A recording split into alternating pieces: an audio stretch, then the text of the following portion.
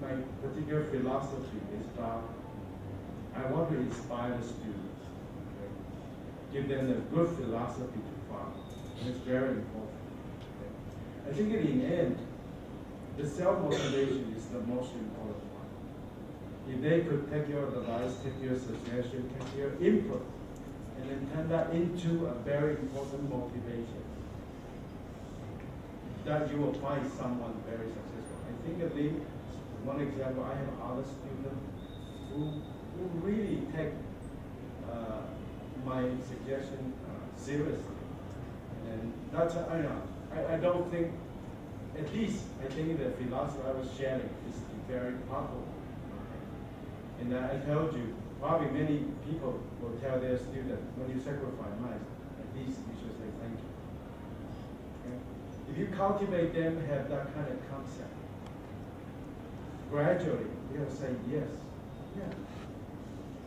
It's important to design experiment responsibly. Right? If you don't have that concept, the student take it for granted. You know, oh, I have a, you think the lab had so much money to burn.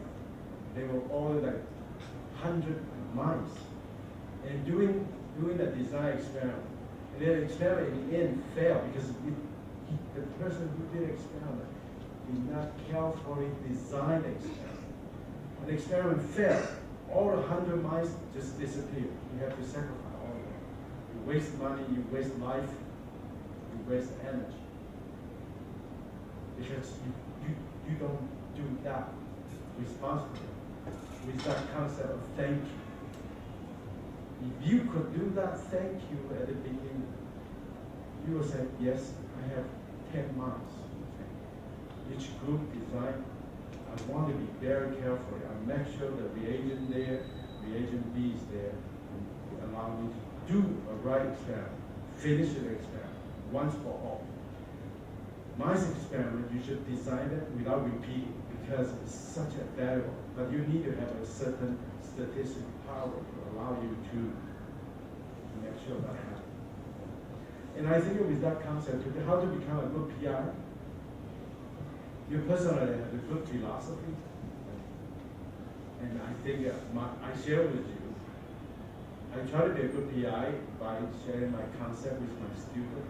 I always tell them the philosophy.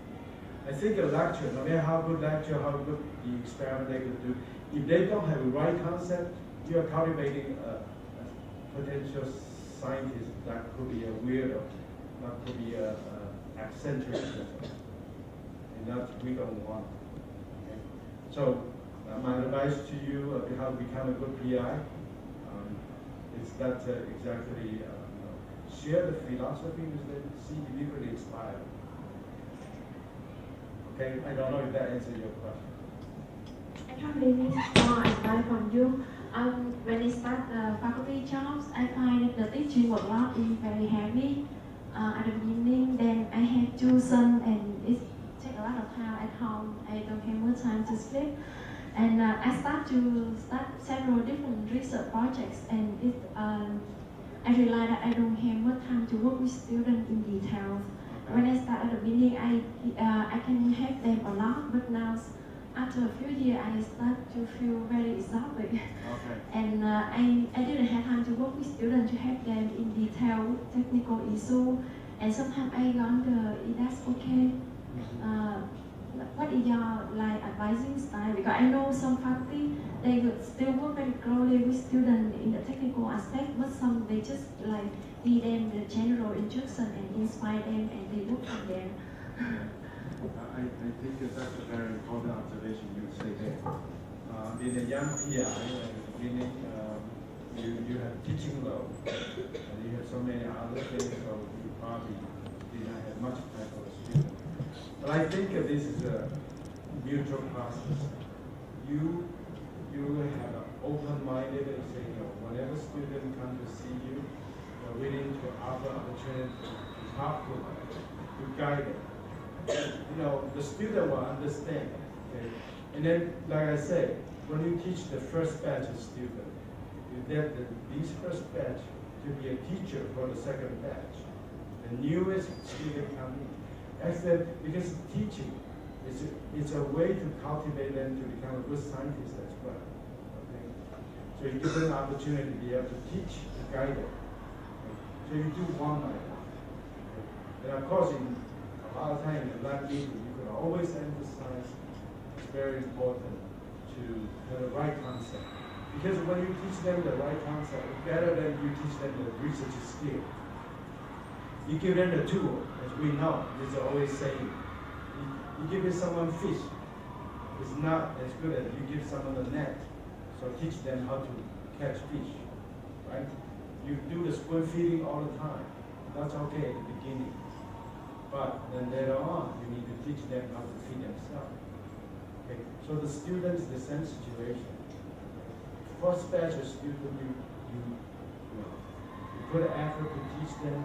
Second batch, of course, you don't leave them alone. The second batch, you sort of supervise the first batch one to teach the newest student coming.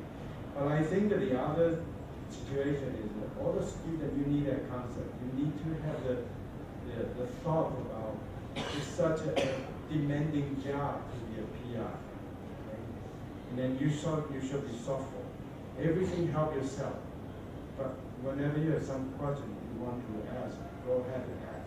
But you should help yourself to do, like I said, the curiosity. If the student doesn't have curiosity, it's certainly so demanding.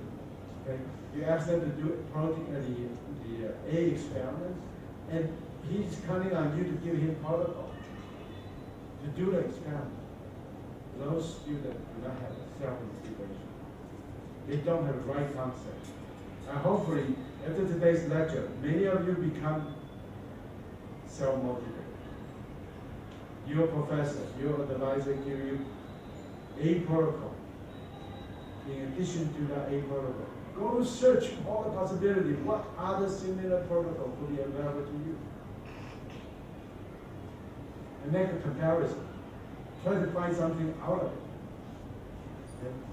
Students need to have that concept as well. So it's a mutual, but you keep on teaching them. You need to find your self-motivation. The student need to find self-motivation. As a PI, it's such a demanding job. We've been through all these paths. And we still, in the past, someone is going to hit me really hard when I try to get my paper published, when I try to get my grant approved. Okay? It's very demanding. The student need to be, if you find today's lecture is inspiring, and how we hope you continue to share the thought with other people. Okay? It's tough being a scientist, but you need to have the right concept to be a scientist. The PI, very demanding, but you need to have the same responsibility is that, okay, I do my best to help all the students as I can. Okay? And you teach the first one. Give them share your experience, share your concept with them, philosophy. Okay? In the end, so all these philosophies make you become a great one. If you don't have a right philosophy, you go ahead in the wrong path. I told you, you could be published many papers, but in the end, you probably faked 3 or 4 of your paper there, and you lost your humanity. And that's not worth it. You can see some of the scandal that's been happening in the cloning experiment, the stem cell experiment. Some people fake their data for 10 years. And it's certainly not worth it. Please don't do that, because you lost your humanity. So I'm here to share that important concept with you. Okay. Any other question? Okay.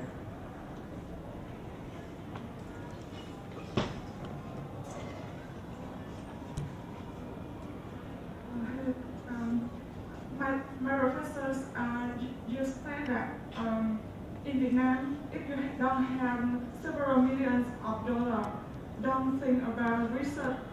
Don't research about cancer. What do you think? I will ask you a question. Several million US dollars. Don't think about cancer research. I know the situation is always difficult because the research is really costs money.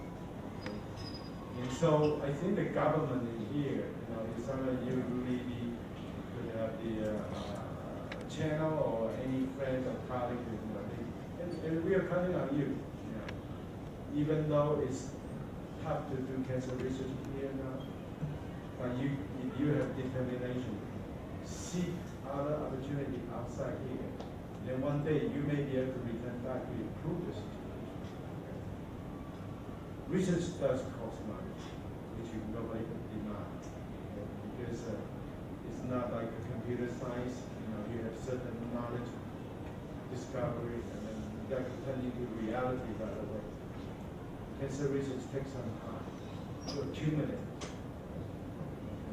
And then, but don't feel frustrated.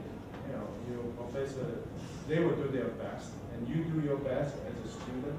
Study hard, working hard, seek any opportunity allow you to be trained as a good scientist. Okay. Any other questions? All right. Maybe we'll move on.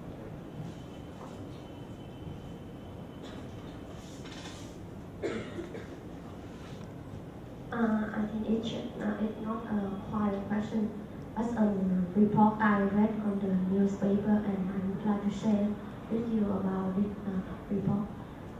It is a case of cancer patient. He's got lung cancer, and he has survived over 28 years.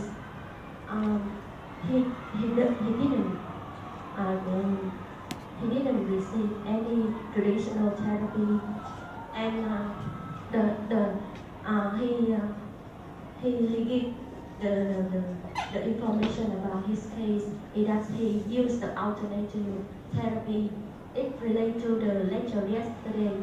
He changed his diet. He gave up meat, give up sugar, give up potato and fast food and something like that.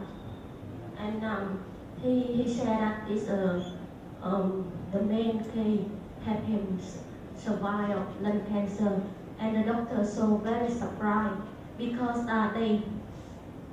they don't see any tumor in his lung. So what do you think about it? Because about the traditional therapy, many patients they do surgery and chemotherapy, radiotherapy, and after that they die. Mm-hmm. Yeah.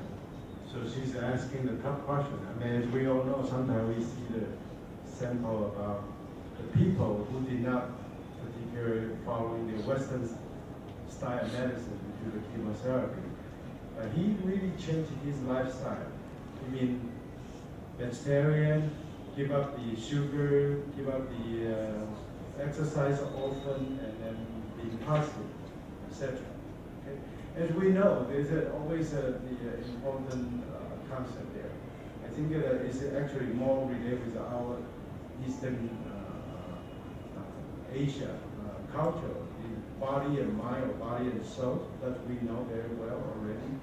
Because your body is part of it, but your mind, your soul, is a major driving force for that as well. This is difficult to really measure in a way to know how this mind could help our body. Okay? So you said one example, this person originally diagnosed with lung cancer, but then he changed his lifestyle and totally changed his tumor situation. And that's amazing. People, I have heard news something like that happen. Indeed, okay? So, like you do many other things, the positive attitude is always very important. Cancer, unfortunately, the person get it, but he changed his whole concept. Changed the diet, of course, preventing from getting worse carcinogen, okay? No meat, being a vegetarian have less contamination from we said the meat could be contaminated with the growth hormone, all the antibiotics, or any other preservatives there. sometimes the way you cook is some carcinogen, so that makes things worse.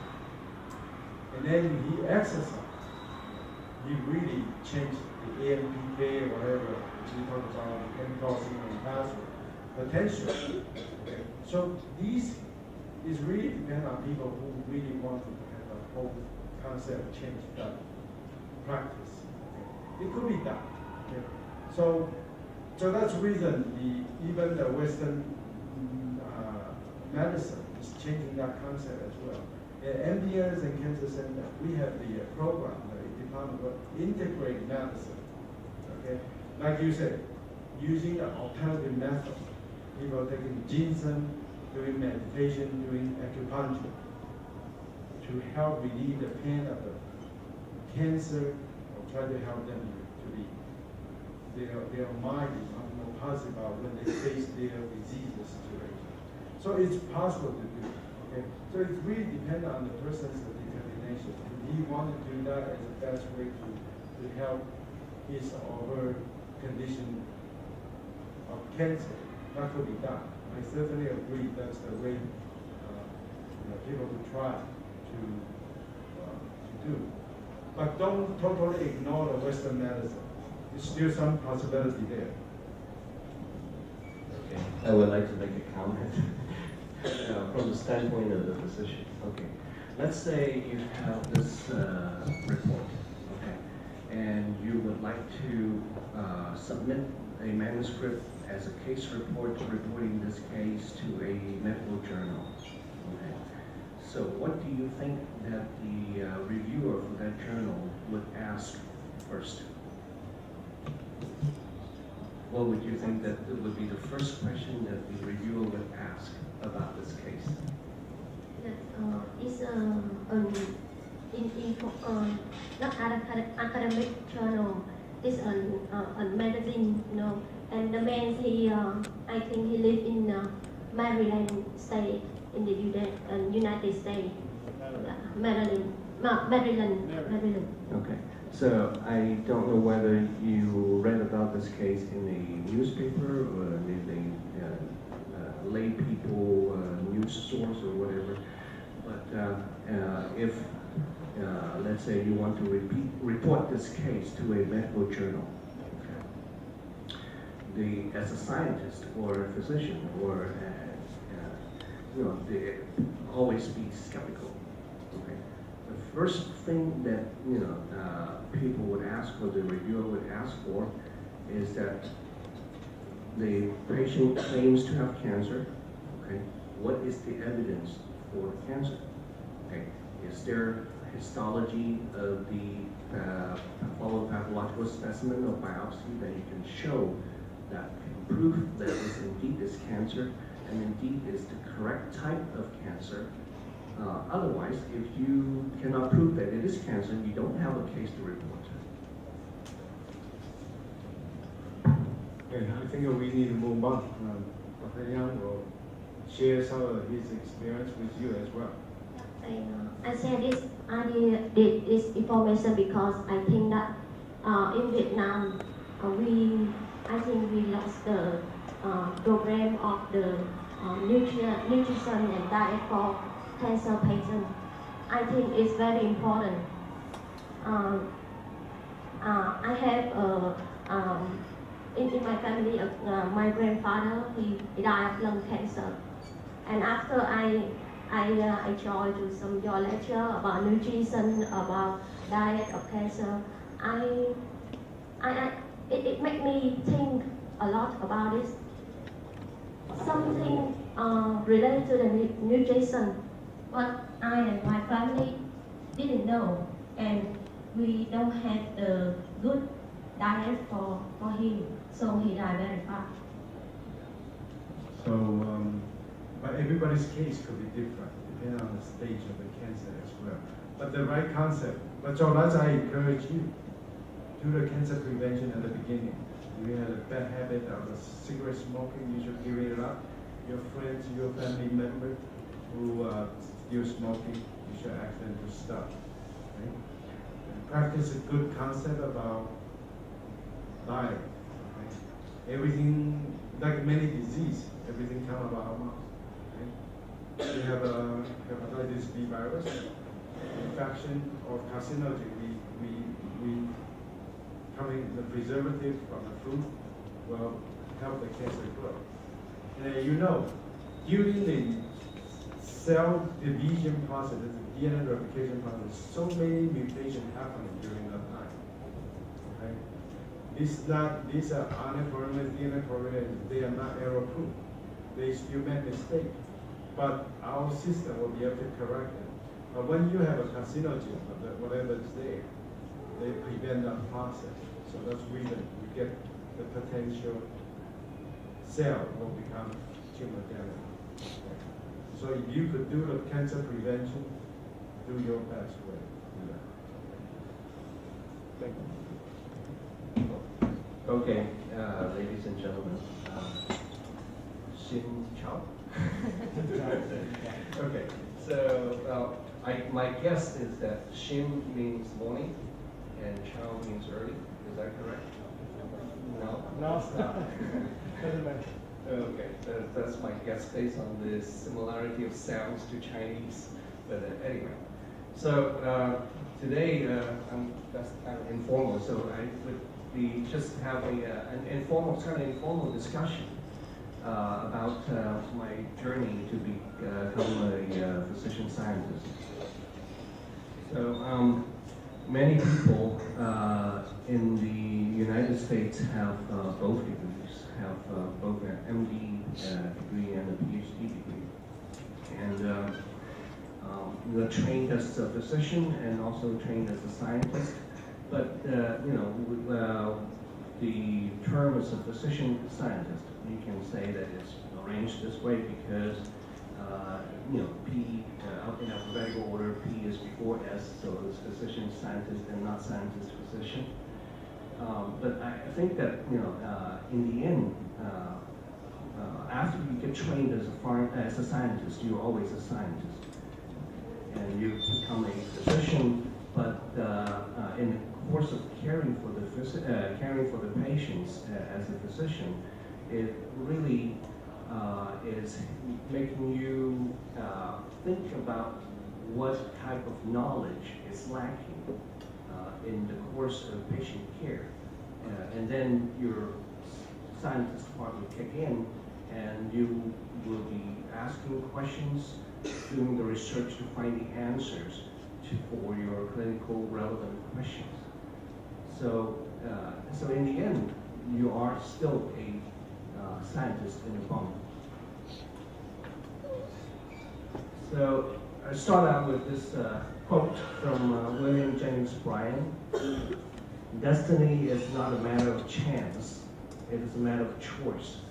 It's not a thing to be waited for, but it is a thing to be achieved.